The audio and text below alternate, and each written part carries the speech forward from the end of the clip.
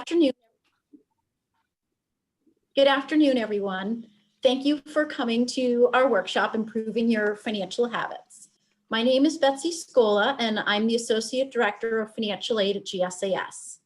This event is being brought to you by the GSAS Financial Wellness Committee, which is myself, Alex Kent, and Rachel Clary, and the GSAS Center Wellness Fellows, Mina Matriva, Eamon Callison, and Magdalena Sywick.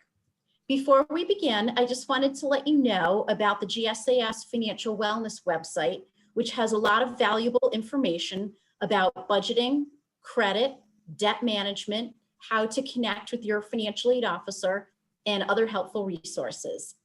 We have put the link in the chat below to the wellness webpage. You should always feel free to reach out to your financial aid officer if you have a question about your financial aid or are experiencing a hardship. Also, we are recording the workshop and you will be able to access the recording on this webpage. Now I would like to introduce our two speakers. Sarah Scruggs is the Community Engagement Specialist at Harvard University Employees Credit Union. She works closely with community partners and is working to grow our community's financial well-being. She manages our partnerships with nonprofit groups in and around the Boston area to provide financial education, employee volunteer opportunities, and monetary donations. Migdalia Gomez is the Community Engagement Manager at the Harvard University Employees Credit Union. Migdalia helps improve personal financial well-being by developing and delivering financial education to Harvard University and affiliated communities. Migdalia also provides financial coaching to credit union members.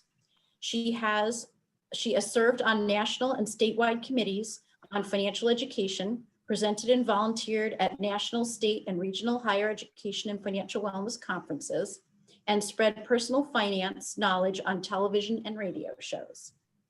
Migdalia has been an accredited financial counselor and has her certificate in financial planning from Boston University.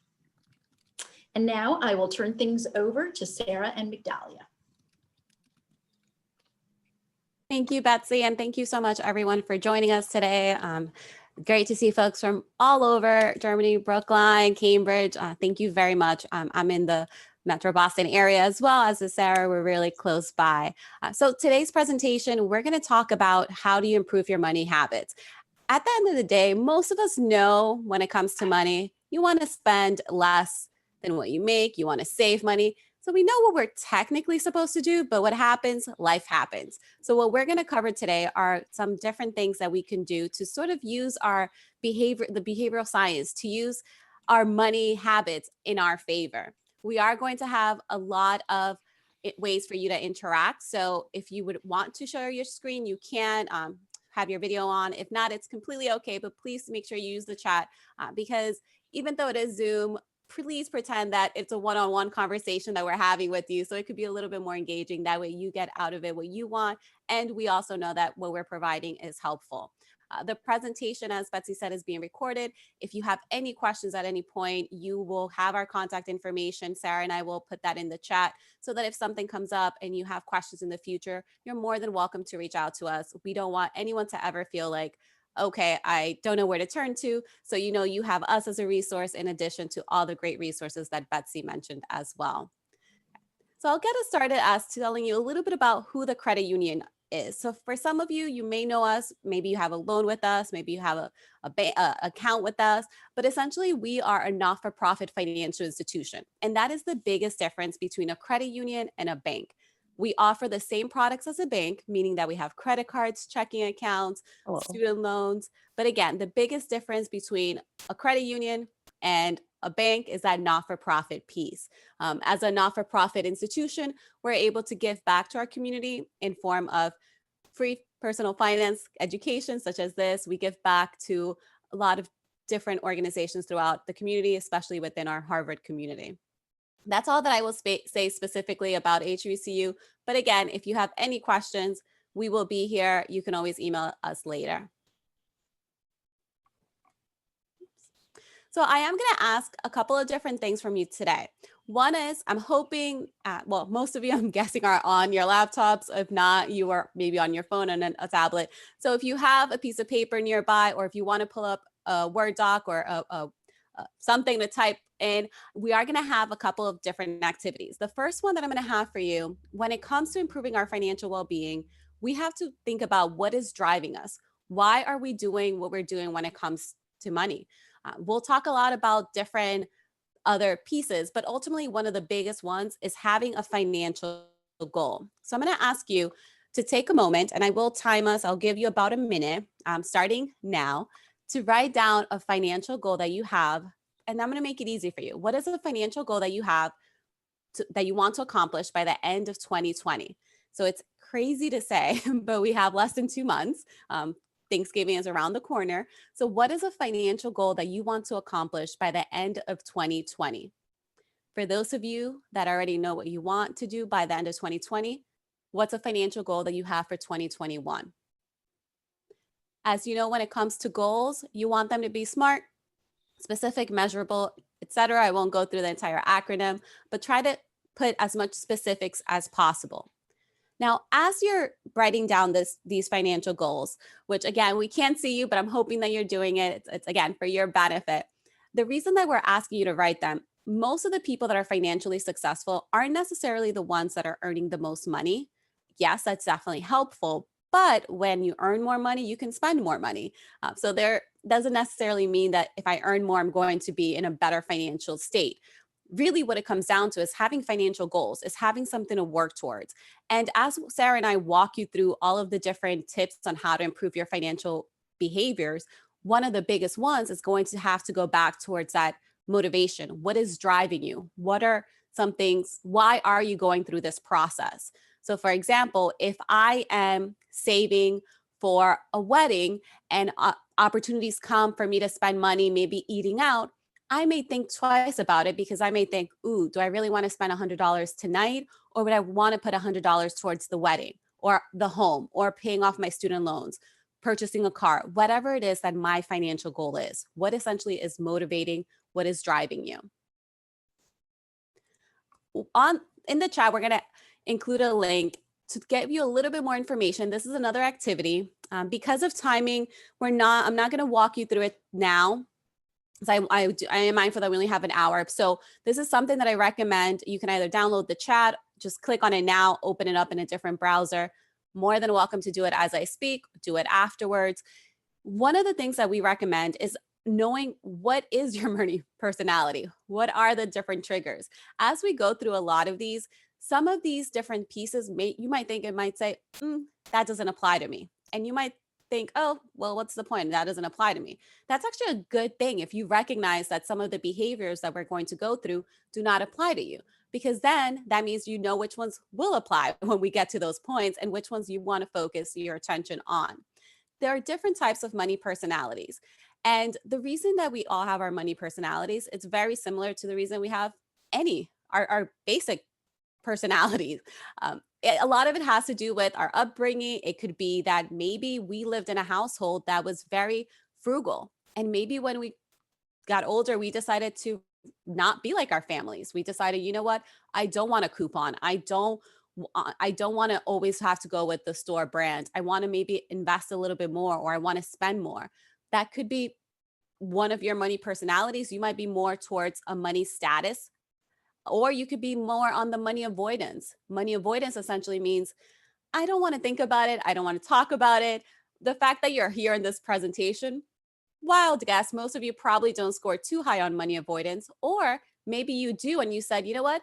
I know that I'd rather just avoid money talk altogether, but I'm going to force myself to go to this because I know that it benefits me. So it's not, again, not a good or a bad.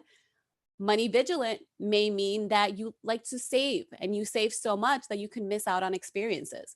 So that may not necessarily be a good thing, because perhaps you have money saved, but you're in a situation in a home that you're maybe not comfortable in. Maybe you're not enjoying, you're missing out on experiences. So again, these are different personalities. And what I like about this And everything that Sarah and I are talking about today is based off of science, but this one specifically is based off of research by Dr. Klontz. And what they did, him and his Dr. Klontz and their colleagues, what they did was that they looked at 4 different categories, and you can read the entire research, or you can do the easier one, which is okay to go the lazier way. And Sarah will talk about that when we're talking about credit card spending and how that could be a little bit of our money personalities.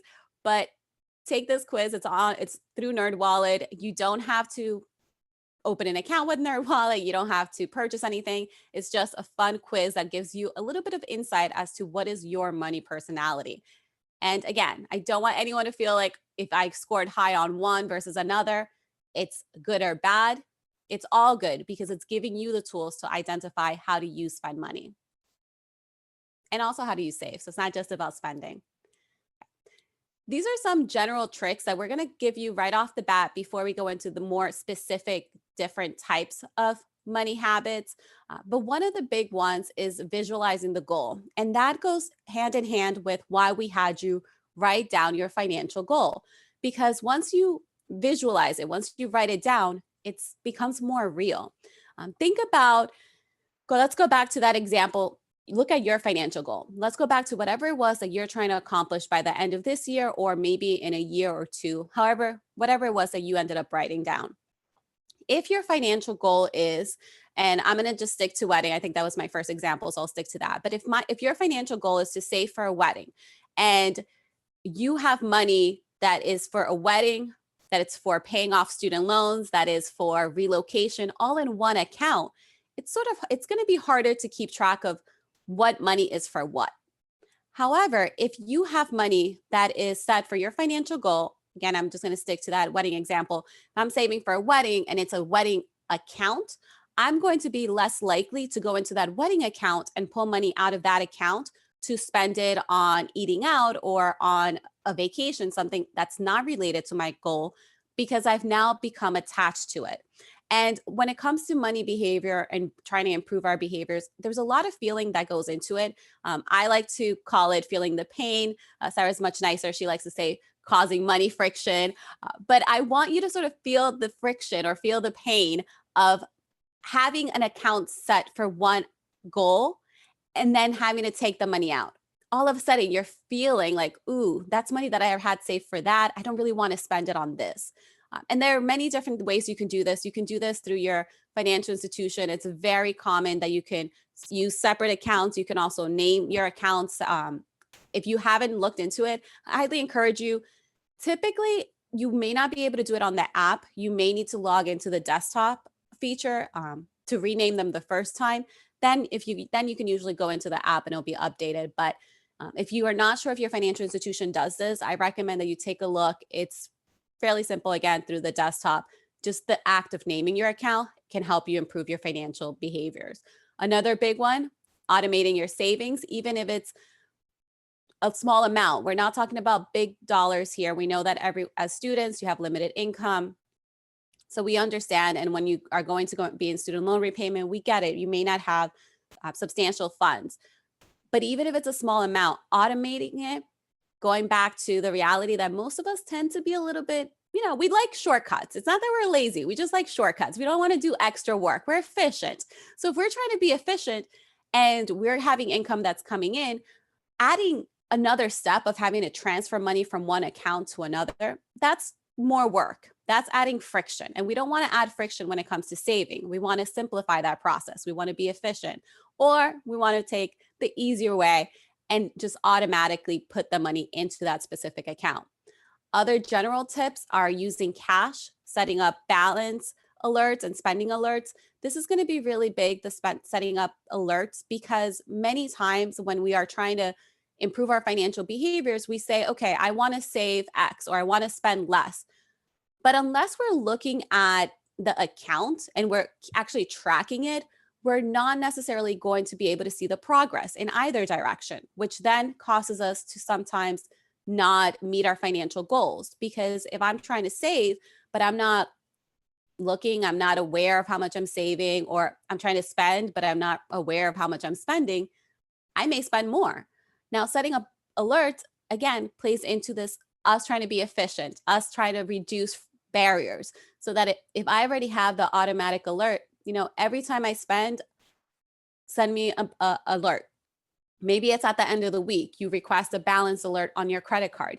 That way you're not waiting until the end of the month to know how much did you spend. You're getting this information earlier on.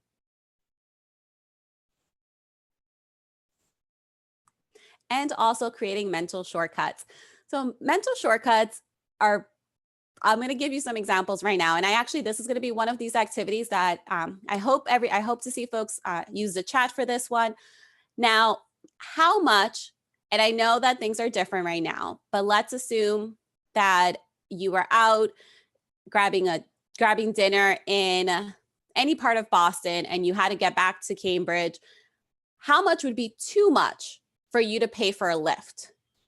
And if you can let me know in the chat feature, how much would be too much if you had to take a Lyft from Boston to Cambridge? What amount would you say, I'm not paying that?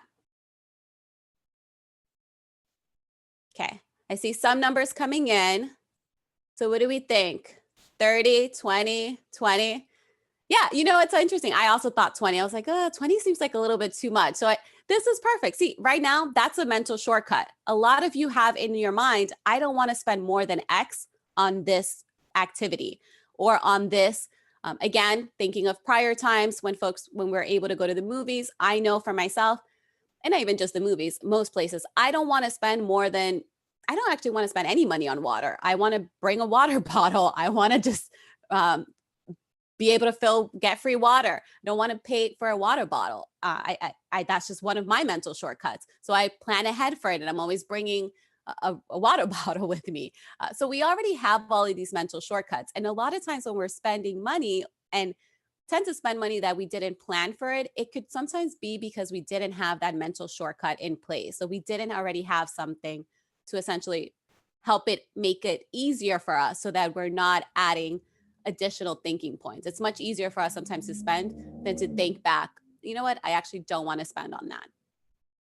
So these are just some general money shortcuts, but now we're going to transition into the bulk of our presentation today. And the bulk of our presentation today is actually going to be from our partners at GreenPath Financial Wellness.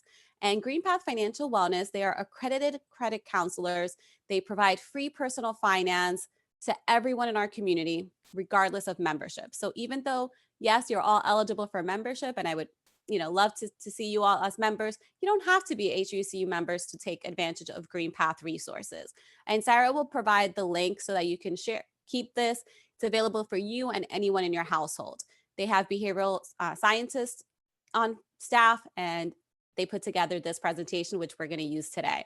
And it's a fun presentation because we know that money sometimes isn't a fun topic, especially I know our money avoiders would understand this. So they use a really funny presentation that we really like. The first one that we're going to talk about when it comes to improving your financial behavior, we're going to talk about pre-commitment. Now, pre-commitment is when you are ready, when you decide to do something ahead of time, you're going to be less likely to not follow through with that. So all of you registered for today's session. Because you registered, you pre-committed to this action of, I want to learn about personal finance. I want to know how to improve my financial habits. For those that did not register and thought, oh, I'll just show up or I'll just attend, you're probably less likely to attend because it's not on your calendar. You haven't already set it on your schedule and you haven't already set your mind towards this. So how does this help us when it comes to improving our financial behaviors? One of the things that you could do is do a pre-commitment to go over your budget. A pre-commitment meaning maybe every Friday at 3 p.m., you're going to go through your budget.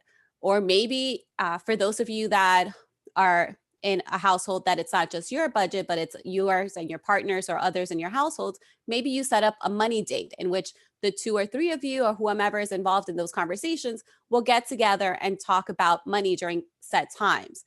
But to make it a little bit more fun, think about not just setting the time, like, okay, I'm going to talk about money during this time. Try to pair it off with something that you enjoy. I know for myself, when I do go through my budget, I sort of treat myself to do the budget while I watch some TV show that probably is, you know, one of those that is just fun to watch, but really it's like, am I using that much of my brain watching this show? You know, one of those fun TV shows. That way I'm pairing my budgeting with something that I enjoy.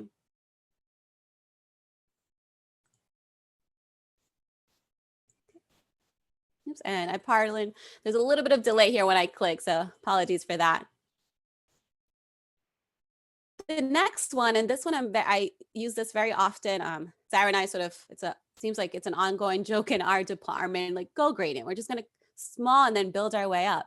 But essentially that's what it is. When we think about most personal finance goals, or most goals in general, they're a goal for a reason, because it's a big thing that we want to accomplish.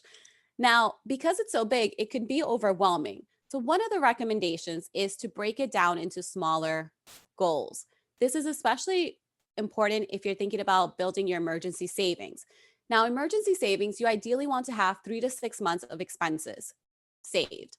Now, I don't know about you, but that's a big number. For easy math, let's just say it's $1,000 per month.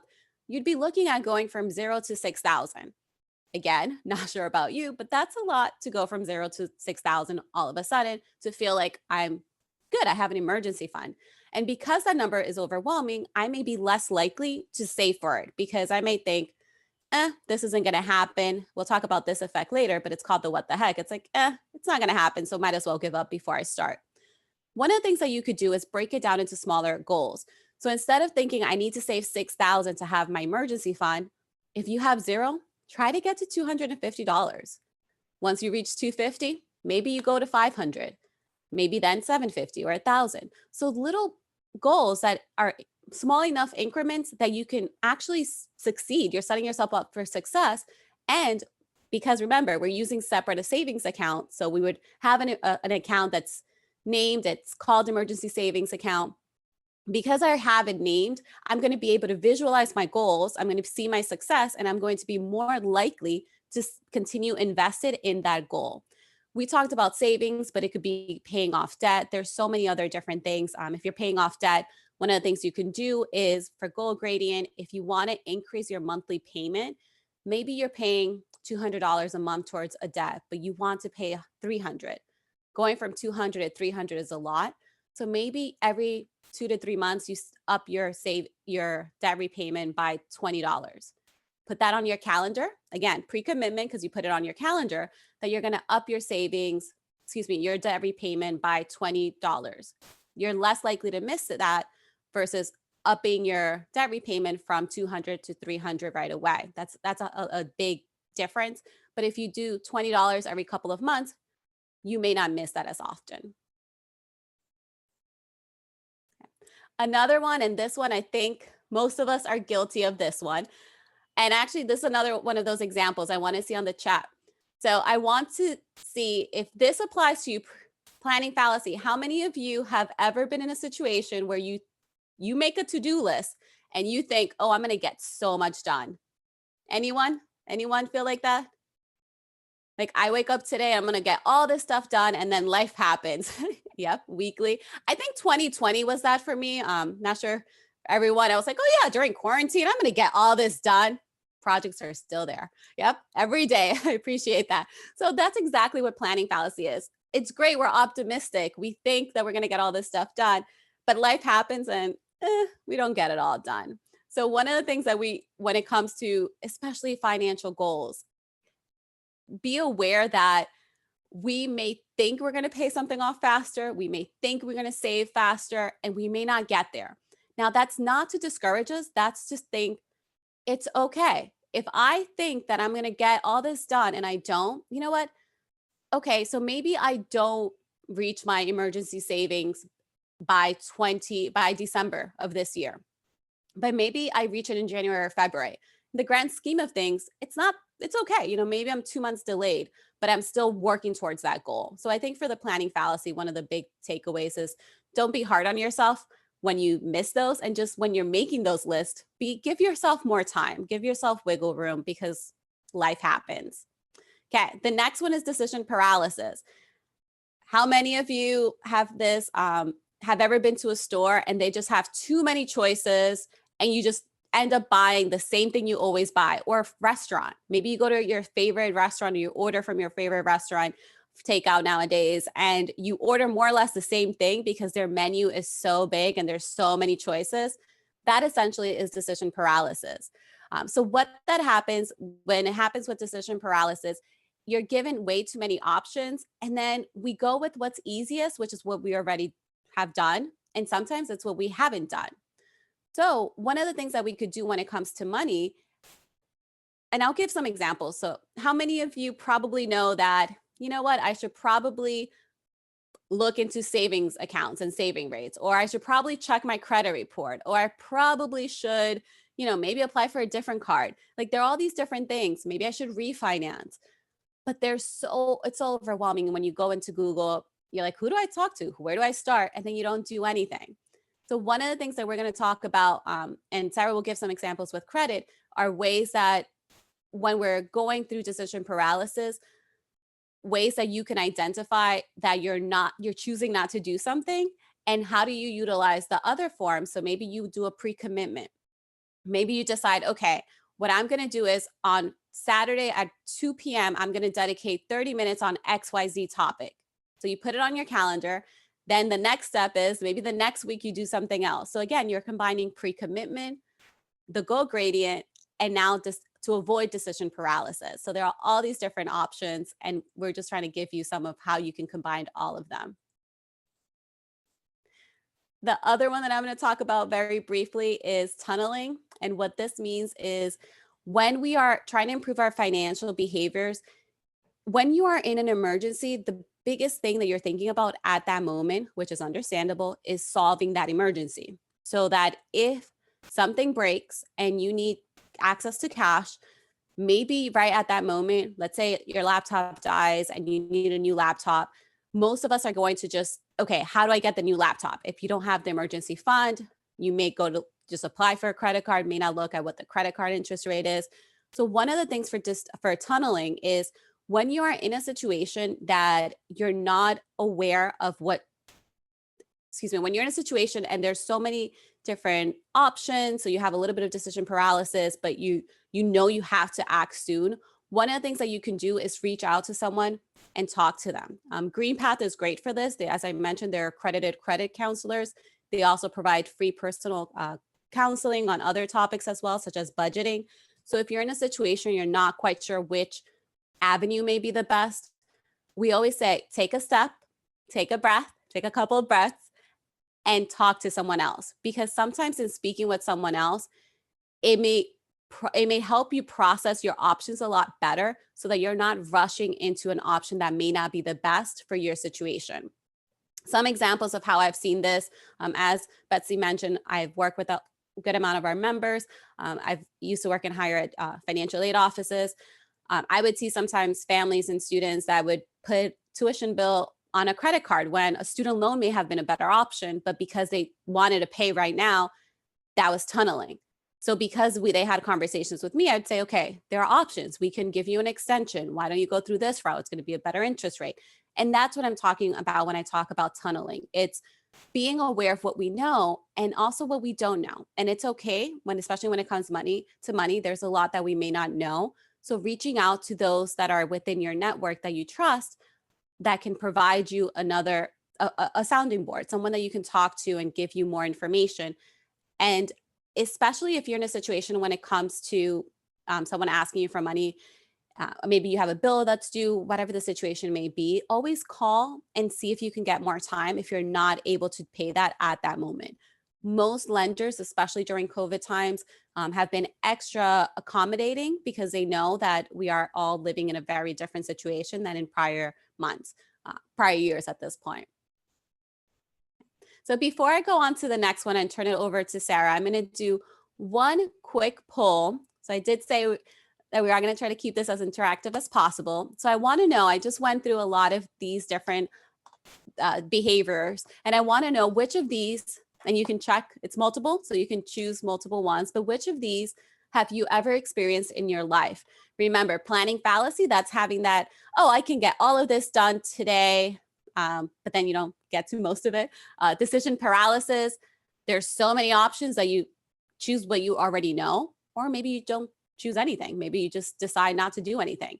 And tunneling, it's okay, I have this bill to pay, or I have to do X, Y, Z, and I'm just going to do that and not necessarily think of all the different consequences because I'm focused on just what's in front of me. Okay. So it looks like most of you, so I'm going to end the poll, but it looks like most people have, I think 100% have done planning fallacy, and then decision paralysis and tunneling also pretty high up there. And the reason it's not surprising. I think the reason for this, that we wanted to do this, is to show you that you're not alone. A lot of times when we're thinking about financial behaviors, we may feel like, oh, this is just me. But no, we're all humans and a lot of us share these behaviors. So with that, I'm going to turn it over to Sarah, who's going to talk specifically about credit cards and how we can improve our financial behaviors when it comes to credit cards. Thanks, Migdalia. Hi, everyone. Thanks for joining us this afternoon that has quickly turned to evening outside my window. And really thinking through credit cards is one of those big things that a lot of times we aren't actively thinking about. I know sometimes, myself included, when I use my credit card online, or these days, even just going to the grocery store, tapping my home button twice on my iPhone and tapping my phone on the keypad, I don't think about, okay, there are consequences to using this right now. So I think a lot of times when we're talking about improving our financial behaviors, one of the easiest places we can go is using credit cards. And maybe you don't use a credit card just yet or haven't in the past. I highly encourage you to learn a little bit more about it and get more comfortable with it. So we'll start off with something we call mental accounting. And so what happens here is that we make reasons for spending the money that we want to spend. We make them up in our heads to tell ourselves a different story. We do this a lot about a lot of things, but I think especially with credit cards, we see it as, I can pay it off later, so I want to enjoy what I'm doing right now. So the example on the screen is that I know this coffee is $8, but hey, I'm on vacation. I should be able to treat myself while I'm on vacation, right? And then you don't really think about, okay, $8 is a lot for a coffee that is mostly milk at this point. And so I really encourage you, if you struggle with mental accounting, something that we recommend is that before you do a task that may force you to make up a story for why you're doing that or how you can justify that purchase, make sure to sit down and take some time before doing that. There are not a ton of purchases in your life that you have to make within 3 minutes. So if you want to take some time away from it, you can take some time away from it. You can put it down or walk around the block again a couple of times before you pay for that thing and think, okay, is this really getting me where I want to go? Because we're always having to go back to our financial goals when we're thinking about purchases, and even the little ones that build up. I live right across the street from a little corner store, and sometimes I'm like, I really need an ice cream bar. And I've got to always stop myself and think, okay, I know that I'm having a bad day, or I know that it's really hot outside, but I don't want to move away from my financial goal just because I'm going to go get an ice cream. What's that? Oh, every day this week. So you really got to make sure that you're keeping in time with this. We are going to launch another poll really quickly, Migdalia, if you wanted to launch that. This is kind of going into our next slide, but I want to do it before we get there.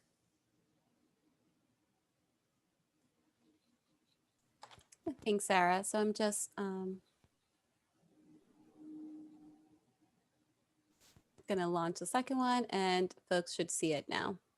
Awesome. So did you stockpile any food or supplies at the beginning of the pandemic? It's okay to say yes. You don't have to be embarrassed by that. I know that at my grocery store, a ton of people stockpiled baking supplies. They're still having shortages of baking supplies over at my local Wegmans. So don't try to bake anything delicious these next few weeks because I'm going to try to get that flour. But did you stockpile? Looks like about 67% of people said yes. So you're not alone in that. Obviously, everyone in my grocery store was doing it. And some people said no. So why am I asking you this? Why is this a question that I'm wondering about? Because it has to do with what we're talking about on the next slide, which is scarcity. People are motivated when they think, oh my gosh, there's going to be nothing left over.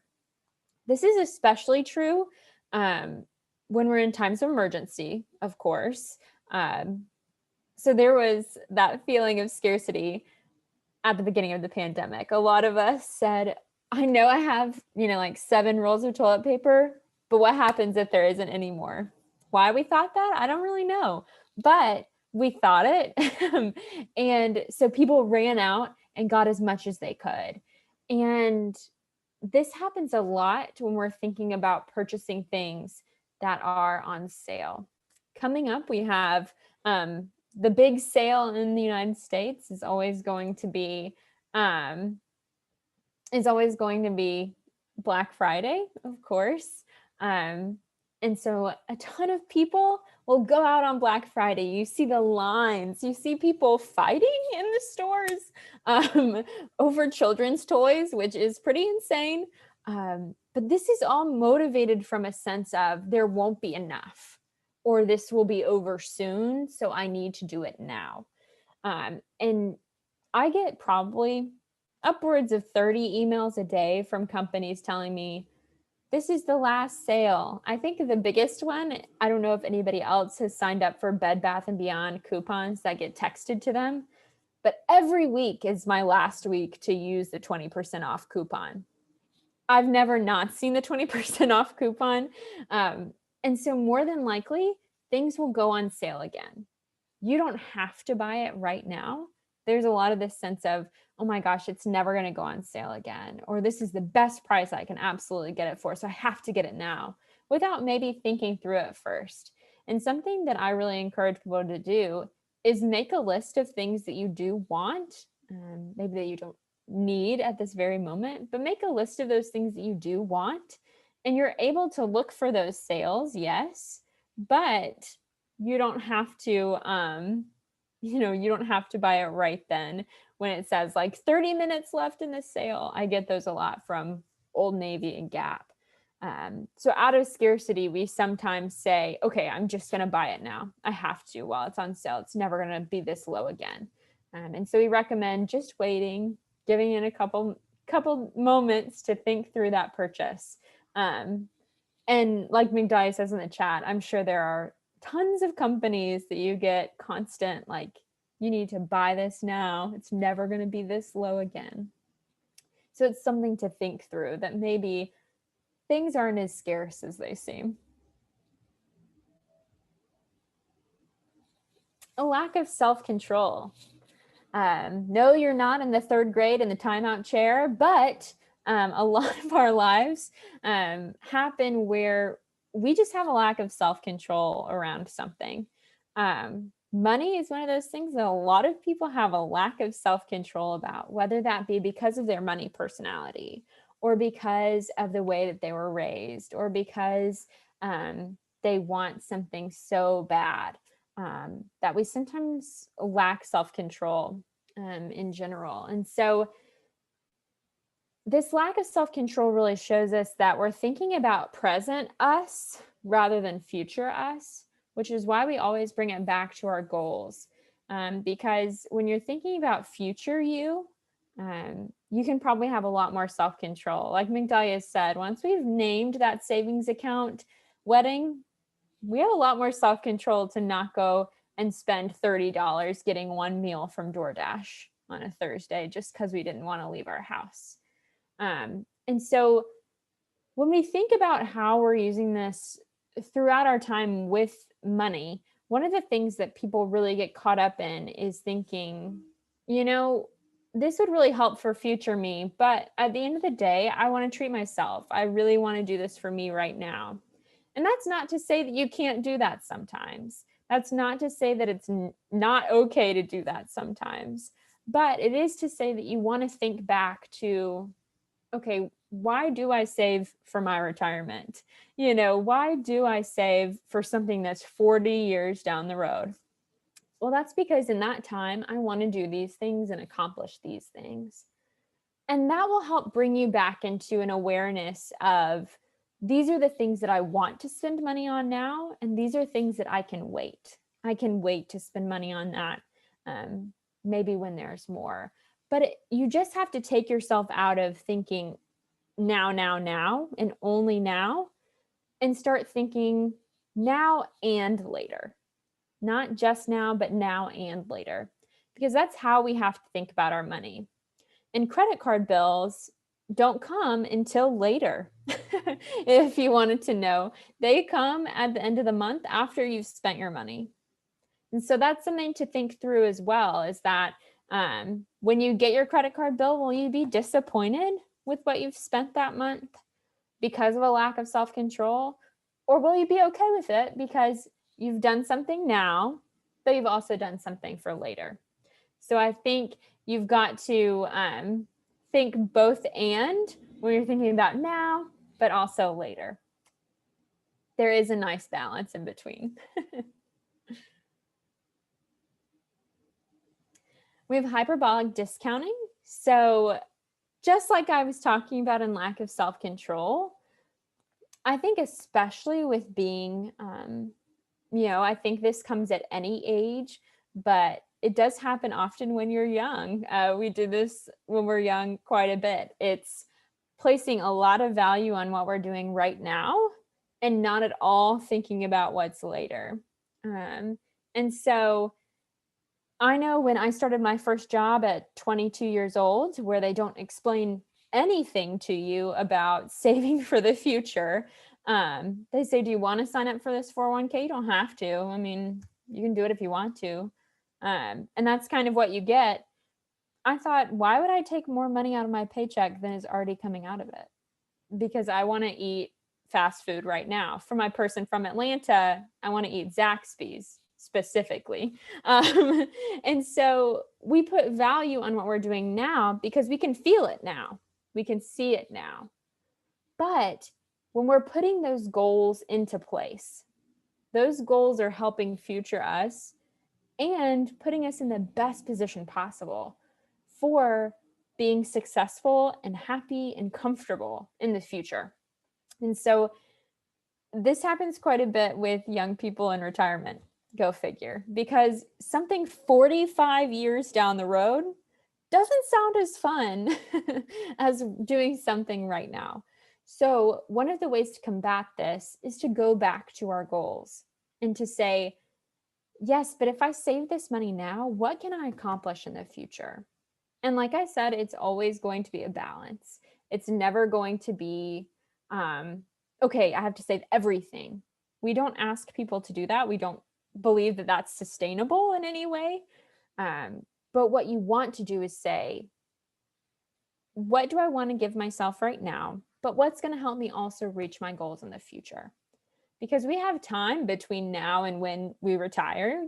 You have some time. And so how can we help ourselves now? Yes, but also in the future.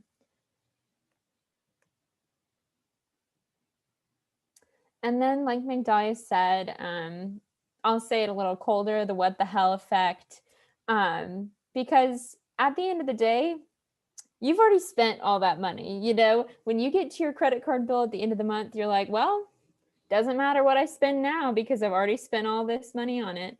And it won't do any good to think through, my budget at this point because I've already blown it. That happens quite a bit. That we get to the middle of the month and we say, oh, we spent, $50 on takeout this month. What the heck? I'm just going to go ahead and spend more. Because when you feel defeated, sometimes it's easiest to just give up. But I think as people who are students, number one, the value in understanding failure in a different way by saying that failure is a way that you can learn. So yes, right now, you may have already spent, $50 over your budget for the next 2 weeks. okay, well, how can we make a decision to continue working on that between now and that end of the 2-week budget? So maybe you've had an instance where you've had a setback. You have a lot of student debt. Maybe that is the case. So what is the point of even paying towards it? I know I have a lot of friends who've said that to me. What's the point? Because it's going to be there for the rest of my life. But if you can make steps to continue working on it, there will be a time when you're out of that debt. As long as you focus on making sure that you're not adding to debt in any way, and that you focus on, okay, so this has happened, right? We all have to take a look at that. I do this all the time. This has happened to me, or I've decided and chosen these things. So how can I move forward understanding that I can do better, that I can get better at this, that I can do something better for myself now and also for in the future? So that's kind of the what the hell effect of just thinking like, it's not even worth it to try at this point, but it almost always is worth it to learn from those mistakes or learn from what you're doing wrong and get back on track.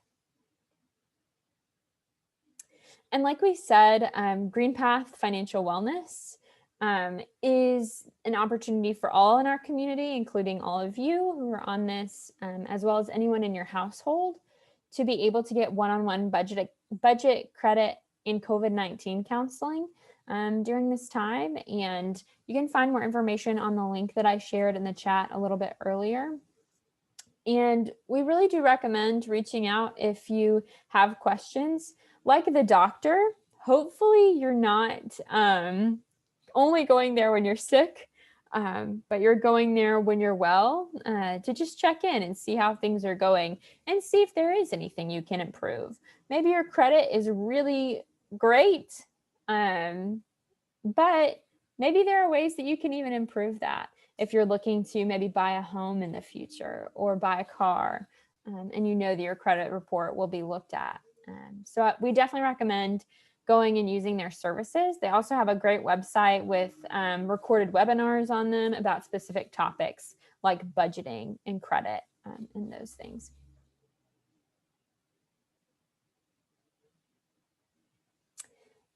So that's our presentation for today, a little bit more about financial behaviors and how you can kind of start turning the tide if you're able.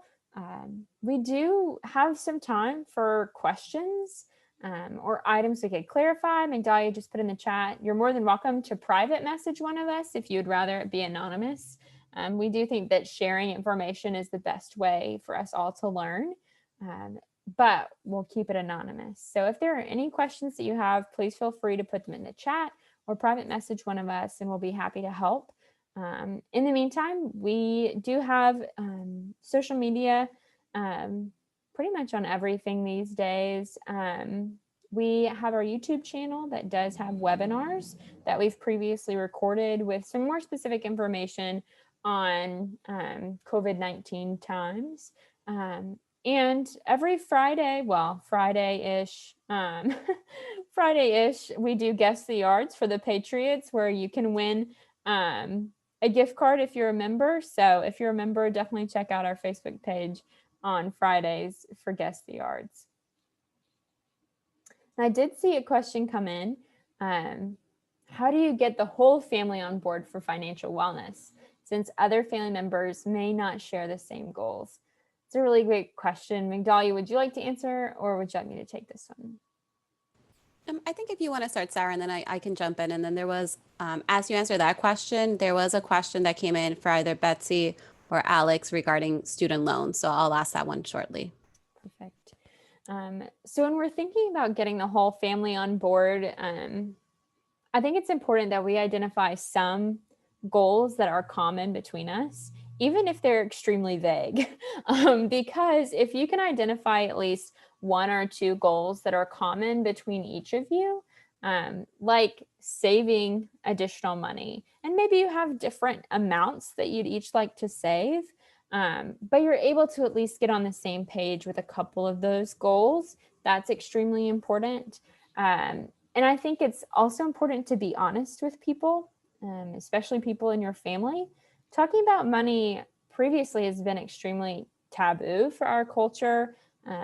Here, I know for my own family, I had no idea how much money my parents made, and only really know because they had to co-sign a lease for me when we moved to Boston. So we haven't had a conversation about that and about money management. So I think being open and honest with each other is always going to be the first step. And then the second step will be finding those common goals that you can rally around together, even though they may not be the exact same specific goals, but finding those common goals that you can rally around together is always great.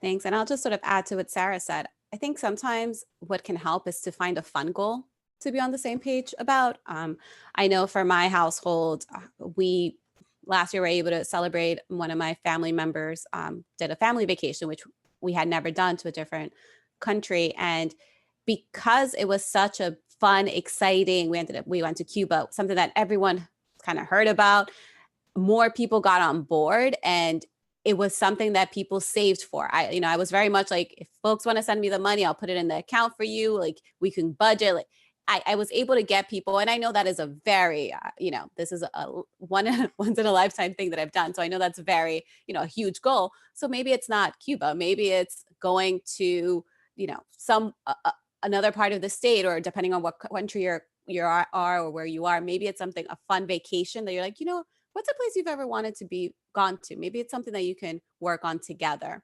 I'm going to now go to Alex. There was another question that came in. Let me just make sure. Another question that came in: does interest continue to accrue on student loans that are deferred when we are full-time students? I'll turn this to you, Alex, if you don't mind.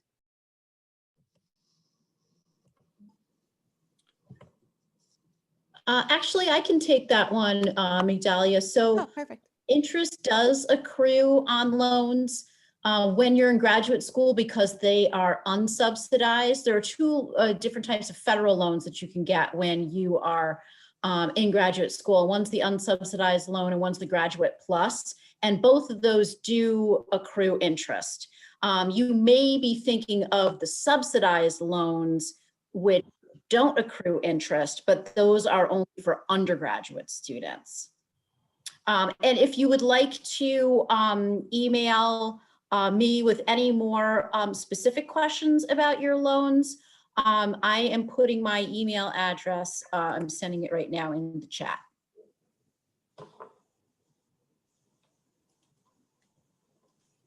Thank you. I don't see any other questions that were submitted to me privately, Sarah. I don't know if you received any privately. I have not received any. Nope. Okay. Well, thank you so much, everyone, for joining. I think I'll turn it over to Betsy in case you have any last minute comments. And thank you, everyone, again. And Sarah and I will put our email so you have them as well. Yeah, thank you so much, Sarah and Migdalia. We really, really appreciate you guys being here today and sharing your knowledge with us. We, the Financial Wellness Committee and the Wellness Fellows, are also planning on doing another workshop in the spring. So if anyone in the audience has any topics that they would like us to discuss or plan for the springtime, again, if you could email me, my email address is in the chat. So thank you so much for joining us today, everyone.